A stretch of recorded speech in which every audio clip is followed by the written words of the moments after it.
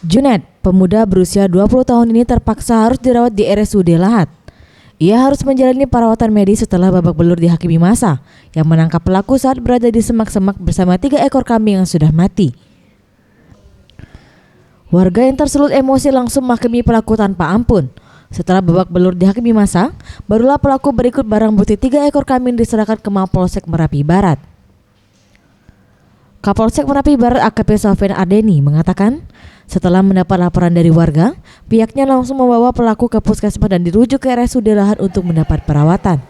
Kami dari aparat Polsek Merapi menerima laporan bahwa ada pelaku mencuri kambing tertangkap oleh massa.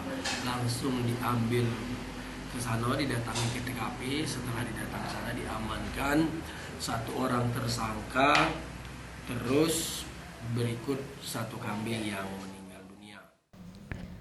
Saat ini polisi belum bisa mendapat informasi dari pemuda ini lantaran ia enggan menjawab pertanyaan petugas dan masih berpura-pura gila. Rencananya polisi akan memeriksakan kondisi kejiwaan pelaku untuk memastikan pelaku benar-benar mengalami gangguan jiwa. Sementara itu, Kepala Ruangan Zalbeda RSUD Lahat, Mareta Puspasari, mengatakan pasca dilarikan ke rumah sakit pihaknya langsung memberikan perawatan secara intensif. Saat ini kondisi kesehatan pelaku sudah berangsur membaik. Statusnya sekarang ini masih tahanan polisi ya.